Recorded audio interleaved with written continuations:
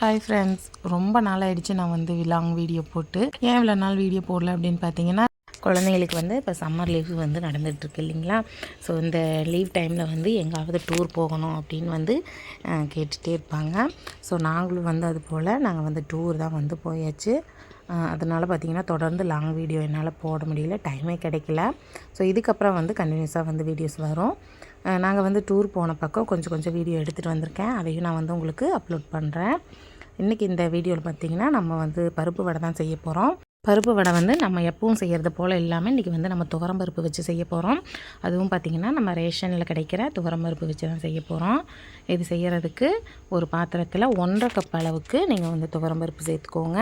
வீட்டில் இருக்க ஏதாவது ஒரு கப்பில் வந்து நீங்கள் அளந்து எடுத்துக்கோங்க. 1.5 கப் அளவுக்கு துவரம் பருப்பு சேர்த்துட்டு அதை நல்லா 2-3 டைம் வந்து இது போல் நல்லா பிசைஞ்சு விட்டு கழுவிக்கோங்க. அதில் இருக்க அழுக்கெல்லாம் நல்லா வந்துடும். ஒரு 3 டைம் கழுவுனிங்கன்னா நல்லா சுத்தமாயிடும். ஸோ இதை கழுவிட்டு துவரம் பருப்பு வந்து ஊற வச்சுக்கோங்க. ஒரு அரை மணி நேரம் இல்லாட்டி டைம் இருந்தால் நீங்கள் 1 மணி நேரம் கூட ஊற வச்சுக்கோங்க. பருப்பு மூழ்கிற அளவுக்கு தண்ணி ஊற்றி ஒரு மூடி போட்டு 1 மணி நேரம் பக்கம் நீங்கள் ஊற வச்சுக்கோங்க. டைம் இல்லாதவங்க அரை மணி நேரம் ஊற வச்சாலே சரியாக இருக்கும். இப்போ வந்து நல்லா வந்து பருப்பு ஊறிடுச்சு. நான் வந்து 1 மணி நேரம் பக்கம் ஊற வச்சுருக்கேன். பாருங்கள், பருப்பை வந்து இந்த அளவுக்கு ஊறி இருக்கும். உங்களுக்கு ஊறி இருக்கிறது எப்படி தெரியணும் அப்படின்னா, நீங்கள் ஒரு பருப்பு எடுத்து நீங்கள் அப்படியே கிள்ளி பார்த்தீங்கன்னா 2 வந்து உடஞ்சி வந்துடும். ஸோ இப்போ வந்து பருப்பு நல்லா ஊறி இருக்குது. இப்போ நம்ம வந்து இதில் இருக்க தண்ணியெலாம் வடிகட்டி எடுத்துக்கலாம். இப்போ வந்து ஒரு மிக்ஸி ஜார் எடுத்துக்கோங்க. அதில் வந்து நம்ம ஊற வச்சுருக்க பருப்பை பாதி அளவு மட்டும் சேர்த்துக்கோங்க. பாதி அளவு சேர்த்துட்டு நம்ம வந்து இதை கொஞ்சம் கொரகொரப்பாக அரைச்சி எடுத்துக்கலாம். ரொம்ப கொரகொரப்பாக அரைக்காதீங்க, லைட்டாக கொரகொரப்பாக இருந்தால் சரியாக இருக்கும். இப்போ வந்து இதில் நான் 1.5 கை அளவுக்கு பருப்பு வந்து சேர்த்துருக்கேன். இதை வந்து நல்லா கொரகொரப்பாக அரைச்சி எடுத்துகிட்டு வந்துடலாம். பாருங்கள், அரைச்சி எடுத்துகிட்டு வந்துட்டேன். இந்த அளவுக்கு வந்து நமக்கு கொரகொரப்பாக இருந்தாலே சரியாக இருக்கும். இதை வந்து வேறு ஒரு பாத்திரத்துக்கு மாற்றிக்கலாம். அரைச்ச துவரம் பருப்பை வேறு பாத்திரத்துக்கு மாற்றிட்டு அதே மிக்ஸி ஜாரில் நம்ம வந்து ஒரு 5-6 பல் வந்து பூண்டு சேர்த்துக்கலாம். பூண்டு ஃப்ளேவர் வந்து நிறைய இருக்கணும். ஸோ நீங்கள் வந்து கொஞ்சம் அதிகமாக கூட சேர்த்துக்கோங்க. சேர்த்துட்டு இதுலேயே 1 இன்ச் அளவுக்கு இஞ்சி வந்து நல்லா தோல் சீவிட்டு நீல வாக்கில் கட் பண்ணிவிட்டு சேர்த்துக்கோங்க.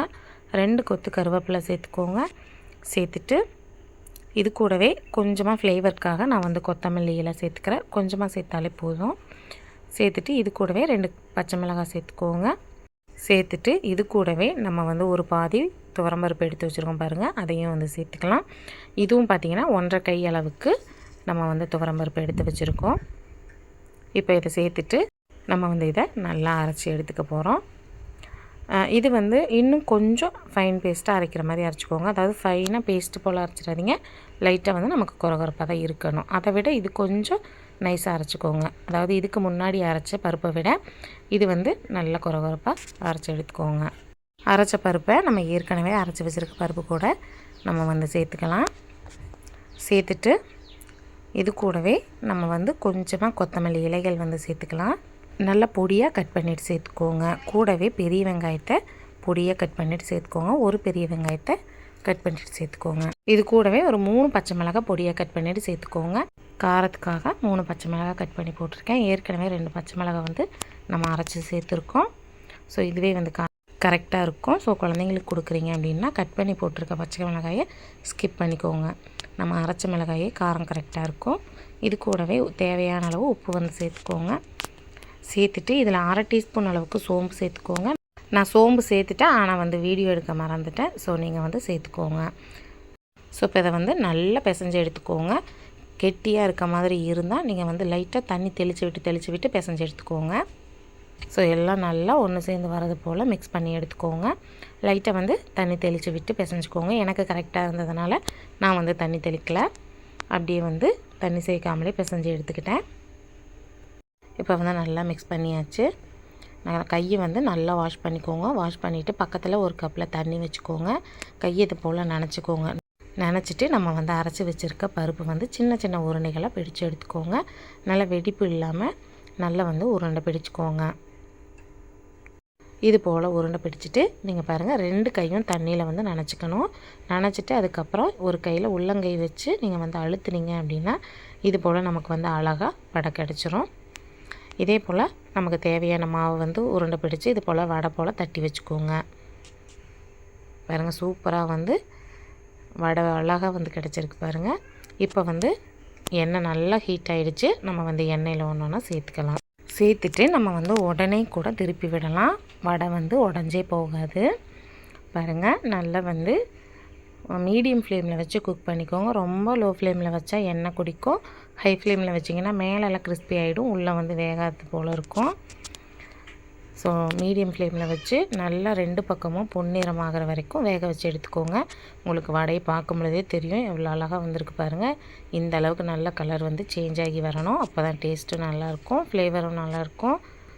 இப்போ வந்து நமக்கு வடை சூப்பராக வெந்து வந்துடுச்சு. இப்போ நம்ம எண்ணெயிலேருந்து வெளியில் எடுத்துடலாம்.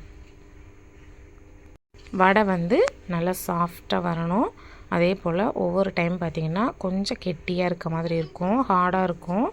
ஸோ அந்த மாதிரி வந்துடுச்சுன்னா நீங்கள் மறுபடியும் மாவில் வந்து தண்ணி தெளித்து விட்டு பருப்பை வந்து நல்லா மிக்ஸ் பண்ணிவிட்டு அதுக்கப்புறம் வடை தட்டி போட்டிங்கன்னா உள்ளே அவ்வளோ சாஃப்டாகவும் வெளியில் ரொம்ப கிறிஸ்பியாகவும் இருக்கும். சாப்பிட்டா அவ்வளோ டேஸ்ட்டாக இருக்கும். இந்த வடை வந்து துவரம்பருப்பில் தான் செஞ்சோன்னு யாராலையும் கண்டுபிடிக்க முடியாது, அந்த அளவுக்கு டேஸ்ட்டாக இருக்கும். ஈவினிங் டைமில் ஒரு டீயோடு வச்சு சாப்பிட்டீங்க அவ்வளோ டேஸ்ட்டாக இருக்கும். ஸோ மிஸ் பண்ணாமல் இந்த ரெசிபியை ட்ரை பண்ணி பார்த்துட்டு எப்படி வந்ததுங்கிறத கமெண்ட்டில் சொல்லுங்கள். இதே போல் மீதம் இருக்க எல்லா மாவையும் நீங்கள் வந்து வடை போல் தட்டி பொரிச்சு எடுத்துக்கோங்க. இந்த வீடியோ வந்து உங்களுக்கு பிடிச்சிருக்கும்னு நினைக்கிறேன். வீடியோ பிடிச்சிருந்தா லைக் பண்ணி ஷேர் பண்ணி கமெண்ட் பண்ணுங்கள். அண்ட் மறக்காமல் நம்ம சேனலை சப்ஸ்கிரைப் பண்ணி பக்கத்தில் பெல் ஐக்கானை கிளிக் பண்ணி வச்சுக்கோங்க. அப்போ தான் நான் அடுத்தடுத்து போடுற வீடியோ உங்களுக்கு நோட்டிஃபை ஆகும். இதே போல் நிறைய வீடியோ நம்ம சேனலில் அப்லோட் பண்ணியிருக்கோம், செக் பண்ணி பாருங்கள். உங்களுக்கு யூஸ்ஃபுல்லாக இருந்தால் உங்கள் ஃப்ரெண்ட்ஸ் அண்ட் ஃபேமிலிக்கும் ஷேர் பண்ணுங்கள். அடுத்த வீடியோவில் பார்க்கலாம்.